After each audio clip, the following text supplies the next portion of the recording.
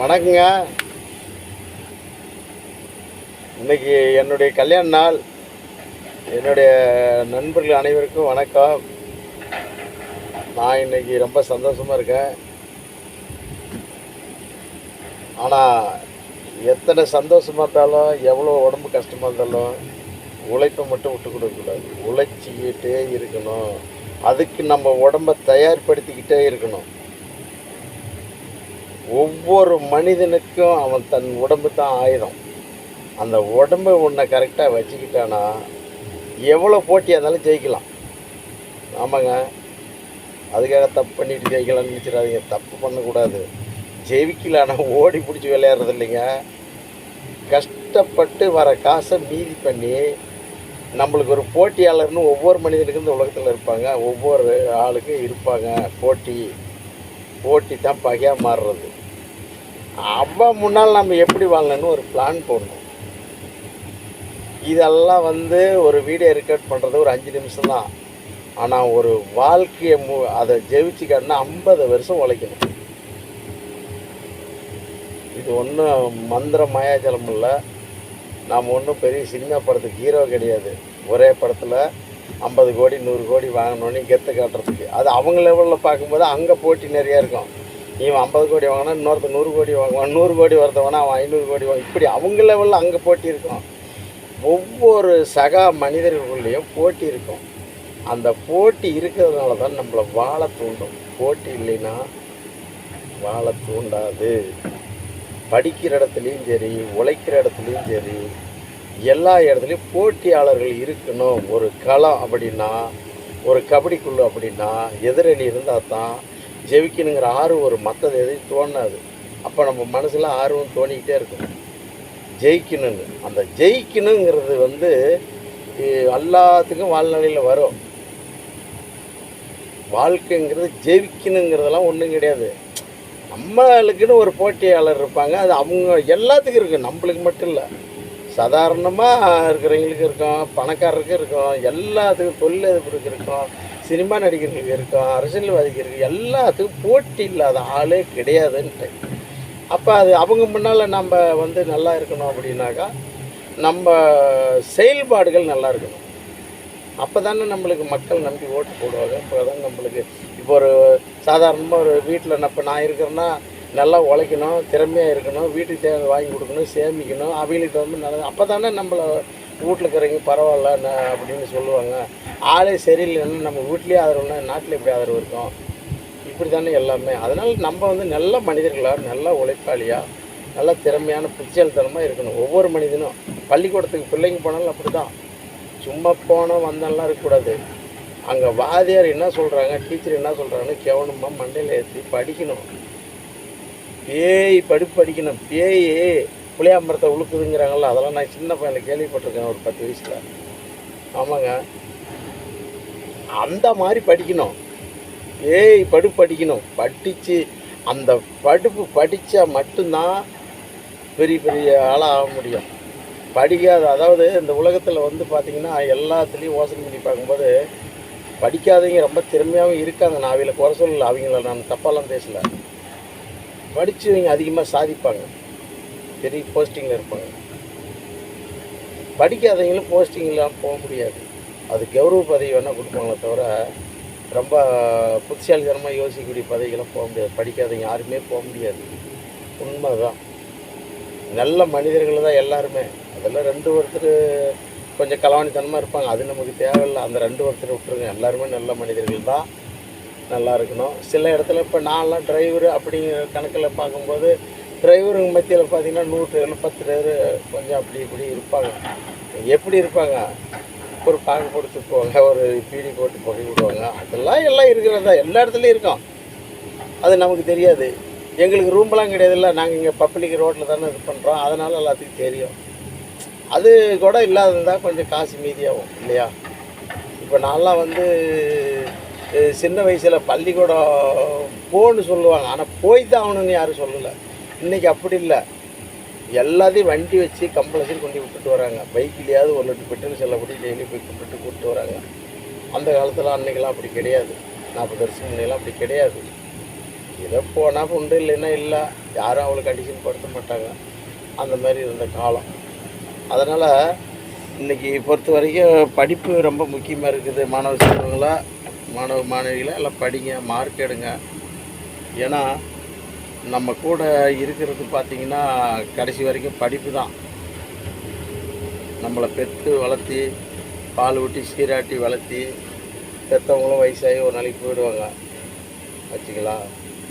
நம்மளும் வயசாகி நம்ம பிள்ளைங்களை விட்டு ஒரு நாளைக்கு போவோம். ஒவ்வொருத்தரும் நாம் இருக்கும்போது என்ன நாம் செஞ்சுட்டு போனோங்கிறது தான் ஒவ்வொரு தனி மனிதனுடைய ஒரு பேச்சு. நீ தப்பான வழி வச்சுட்டு போனீங்கன்னா அந்த குடும்பம் கடைசி வரைக்கும் கஷ்டப்படும். ஆனால் நம்மக்கிட்ட தப்பான வழிக்கு வந்தாலும் நீ ரைட்டான வழியில் போய் ஜெயிச்சு நீ ரைட்டான வழியில் போனீங்கன்னா நம்ம இல்லைனாலும் நம்ம குடும்பம் யாரும் குறை சொல்ல முடியாது.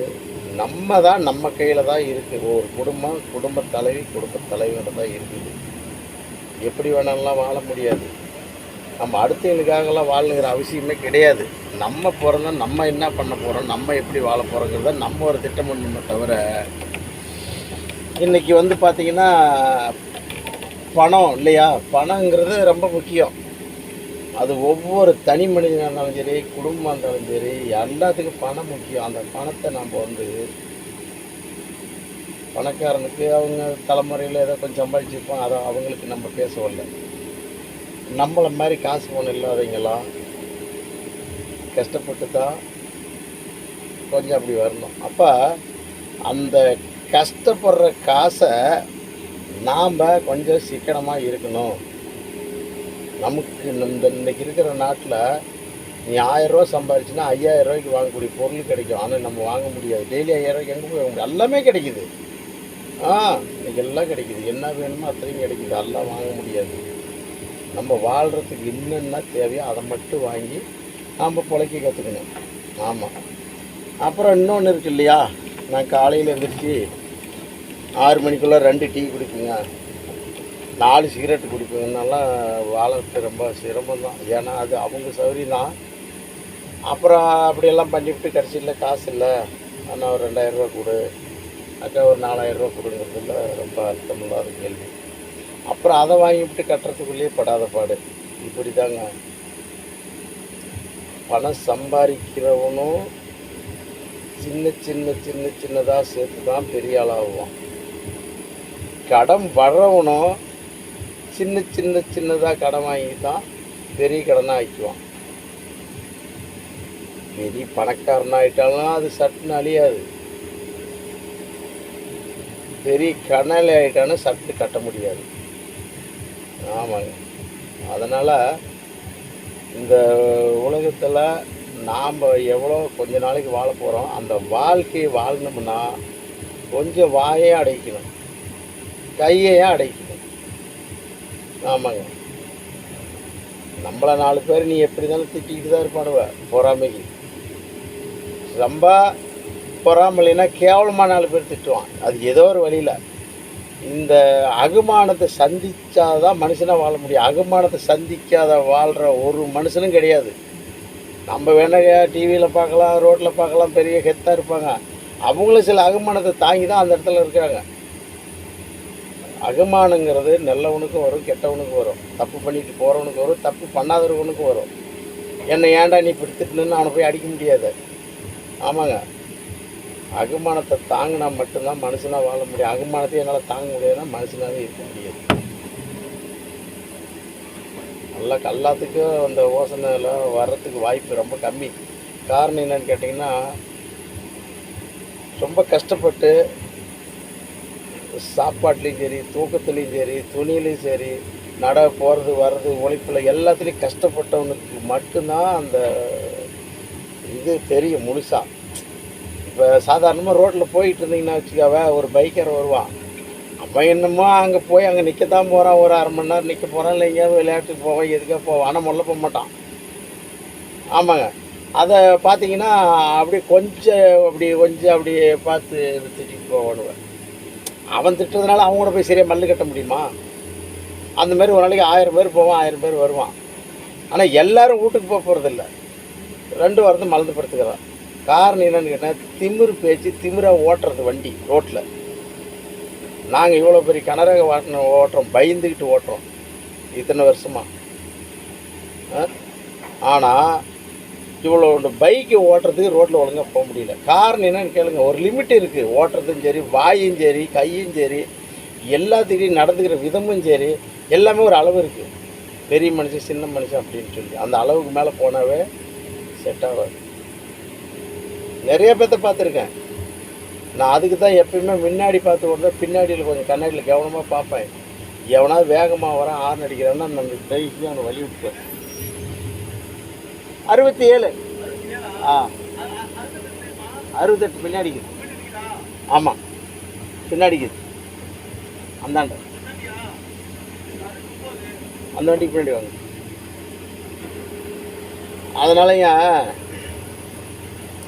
இதை எதுக்கு இதெல்லாம் பேசுகிறோன்னா, இப்போ நம்ம இது எதுக்கு நம்ம பேச வரோம்னா, இன்றைக்கி வந்து நாட்டில் நடக்கிறது இதுதாங்க. அந்த மாதிரிங்க இன்றைக்கி வந்து இருக்குது. இப்படியெல்லாம் போயிட்டுருக்குது பொழப்பு. அதனால் நீ எவ்வளோ சிக்கனமாக இருந்தாலும் எப்படினாலும் சாவுங்கிறது எல்லாத்துக்கும் பிறந்தவங்களுக்கு சாவு வரதான் செய்யும். அதுக்காக நாளைக்கு செத்து போயிடுவோம் இன்றைக்கி நம்ம ஆடம்பரமாக இருக்கலாம்னு நினைக்காதீங்க. ஏன்னா நம்மளுக்கு பின்னால் நம்ம குடும்பம் இருக்குதுன்னு நினைங்க. இது குறிப்பிட்ட ஒரு சில பேர்த்துக்கு இது பொருந்தும், எல்லாத்துக்கும் கிடையாது. ஆமாம், நம்ம பொண்டாட்டி அப்பா அம்மா இருக்காங்க, பிள்ளைங்க இருக்குது, நம்மளுக்கு அப்புறம் அவங்களும் நல்லா இருக்குன்னு நினைக்கணும். ஒவ்வொரு குடும்பத்துலையும் எல்லோரும் அதை நினச்சா மட்டும்தான் வாழ்க்கை நல்லாயிருக்கும். சரி, வணக்கம். இன்னொரு வீடியோவில் சந்திக்கலாம். நிறையா நேரம் பேசிட்டேன். வணக்கம்.